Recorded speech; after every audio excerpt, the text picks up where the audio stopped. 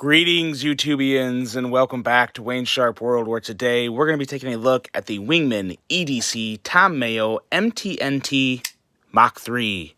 Before I go any further in this review, I'd like to thank you guys for tuning in today. If you like what you see, do me a huge favor, hit that subscribe button, follow along, and I will continue to bring you the content. Now, let's take a look at some specs on this knife here. We have a blade length of 2.875 inches, a cutting edge of 2.75 inches, with a close length of 3.75 inches. We'll take a quick look at that right here. Nice little closed design, compact. We have an overall length of 6.625 inches, with blade material of Mach steel, with the blade thickness coming in at 0.125. With a beautiful drop point blade with a flat grind and satin finish. We have a stonewashed titanium handle material with a handle thickness coming in at 0.44 inches. This guy is running on ceramic bearings. We have a tip-up right-hand carry only, and this is designed by Tom Mayo. This knife was made in China with absolutely no quality sacrificed, and a total weight of 2.54 ounces, and a total price of $280. Now, let's take a look at some size comparisons.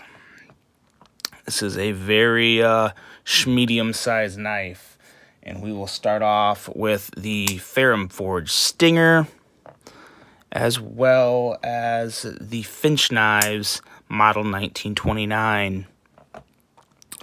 As you can see, it's kind of a happy little medium between those two. Slightly bigger than the 1929 and a little shorter than the Ferrum Forge Stinger.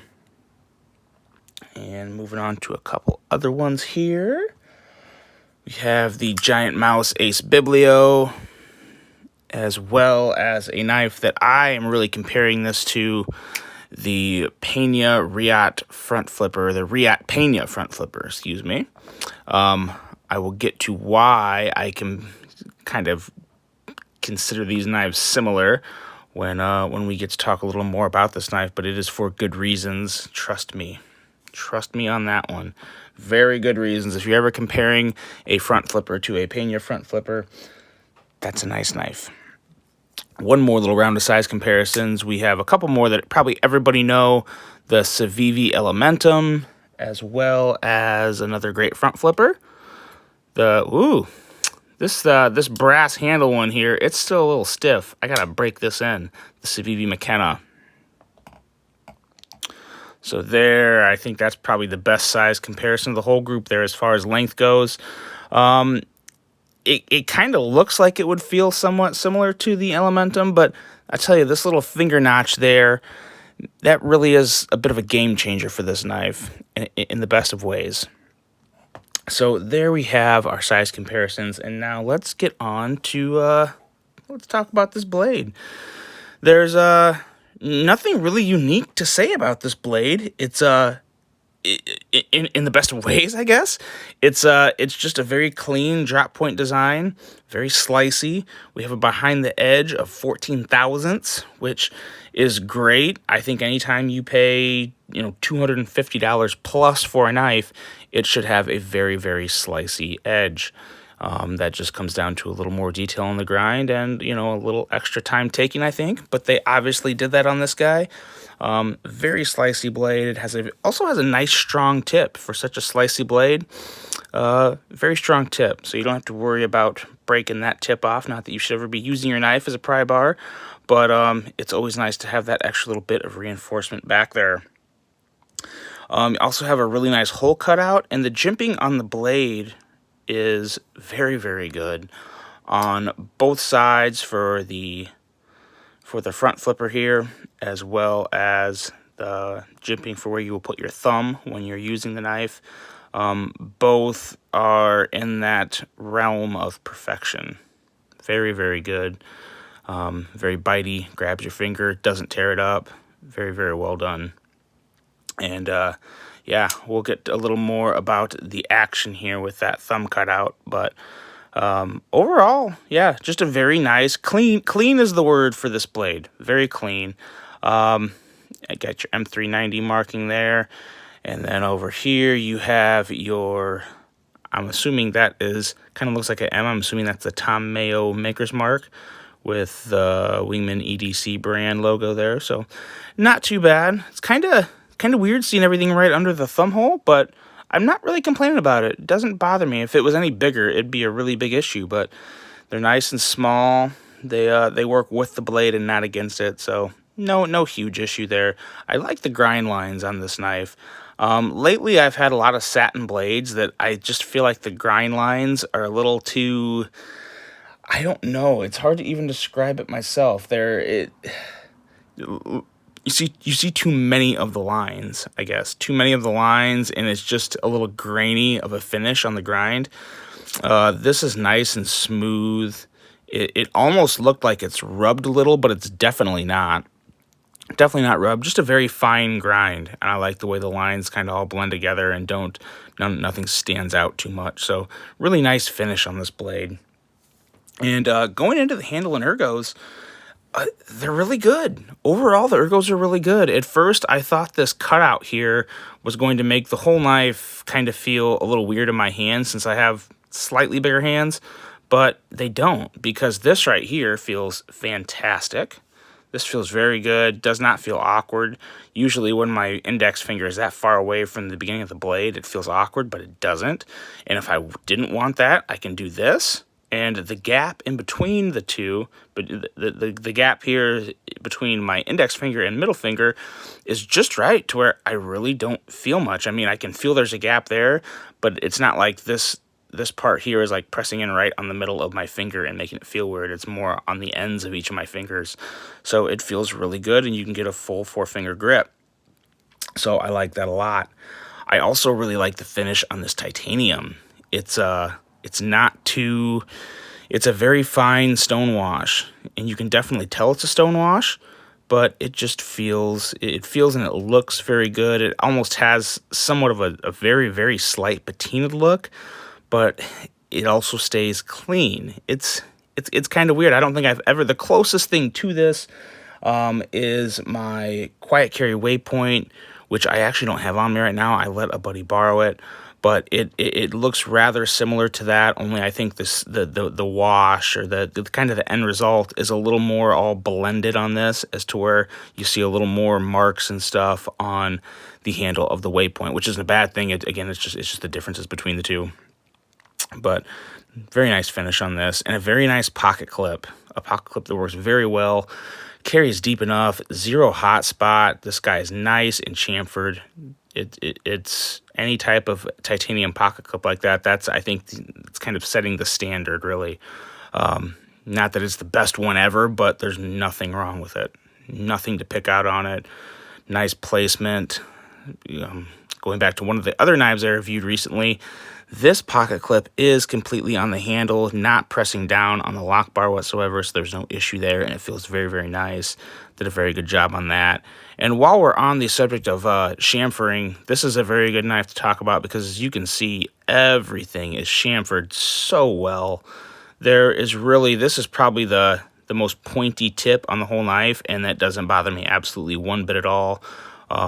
Very, very good job of chamfering and making everything look good without being too rounded. Because if you chamfer something too much, it can give the knife kind of a not so desirable finish and look around the edges, but they didn't do that. They did a very, very, just about, I will say, a perfect job of chamfering this knife without taking too many of the points away or doing anything bad to it, and it just came out looking really, really good.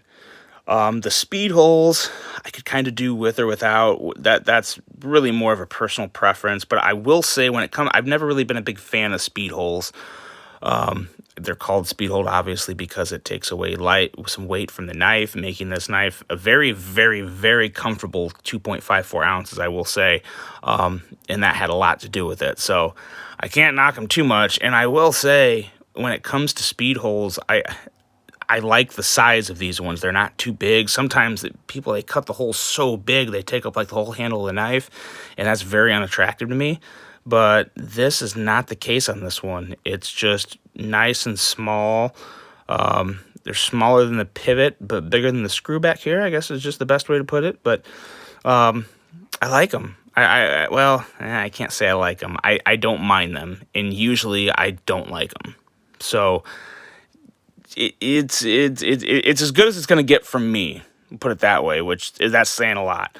But overall, not too bad. And I will say these ones actually provide some good texture. They actually, your fingers can kind of bite into them a little, and it gives you a little more of a purchase, maybe. I truly kind of think that the more I hold on to this guy. But they're not annoying. They don't feel weird in the hand. So probably saying too much about just some average speed holes. But I don't know. These ones, they kind of stand out to me in a way that at least doesn't make me say anything negative about them. So there you go. Very, very, very, very smooth lock bar. Probably one of the smoothest lock bars I've ever felt on a knife.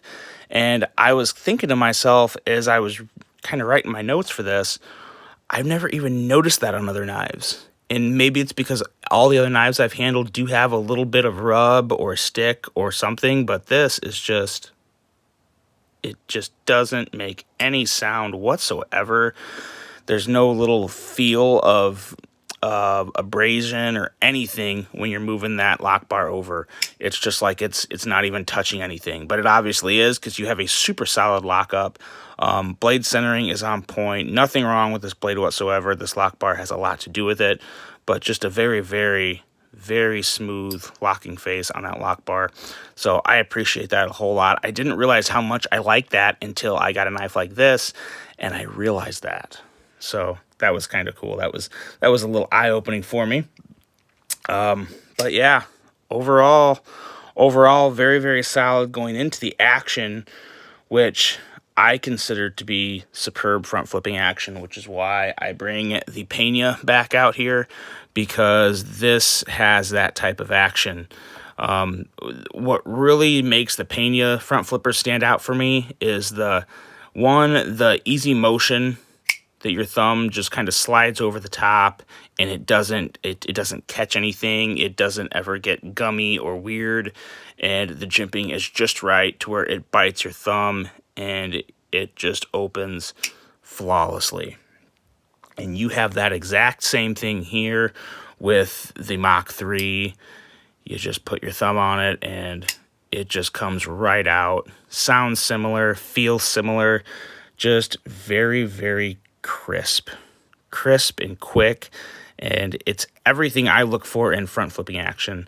And then on top of that, you have the added bonus of this awesome cutout, which just works flawlessly, and it works absolutely, I don't know, it's just in key. It's just very much in tune with this knife, and it goes very well. I think the whole cutout here falls in very well for that. And overall, just a very, very attractive piece from just about any angle you look at it with. And man, that action is just it's very fidgety. The knife itself is very, very fidgety overall. There's probably a lot of other ways other people can open it. You can do the index flip.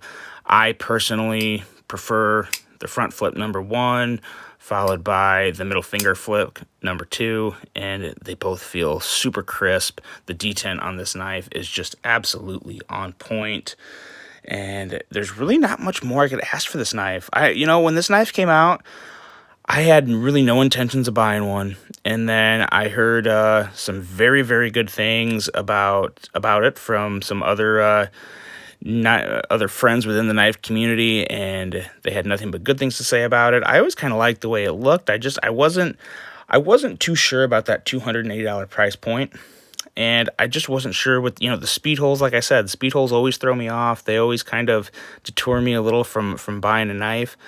But I gotta say, I don't regret this one. I don't really have any regrets. This is turning out to be one of my more favorable knives of the year. And I'm starting to convince myself that I really am more of a schmedium to medium-sized knife guy, and not necessarily a big, large knife guy like I used to think I was. I really am starting to dig these small blades, especially one with ergos and action like this, with a very, very premium feel. I guess what it came down to is, I guess if I can justify this Pena being good to go at $274, I'd be hard-pressed not to have this guy here be good to go at $280, I guess. I mean, I can't pick it apart for the $6 difference. So overall, yeah, I don't really have any complaints for this. I do wish the blade was maybe just maybe closer to the 3 to 3.25 inch range. But again, that's not to take away from what we have here, which is a very, very solid offering. And I really do love this knife. I gotta say, this is gonna be a contender for one of the top 3 spots in my Knife of the Year episode with this price category. So very good things from WingManEDC. I'm gonna have to pay more attention to them. I've seen other offerings they've come out with in the past, and I just wasn't never really had the funds in the line at the time to pull the trigger on one, because these usually are a little more expensive knives. But I can now understand why. I can understand why this feels, I don't know where it was made in China, but it definitely feels like a Riot build. Absolutely feels like a Riot build. Also worth noting, the proprietary hardware. They do send you a very, very cool tool that comes with that to make any adjustments or disassembly and whatnot. So you have that, so don't worry about that if you're curious about how do I take this knife apart, because you will get a tool. So other than that, that's all I got for this one. This is a very, very, very solid knife.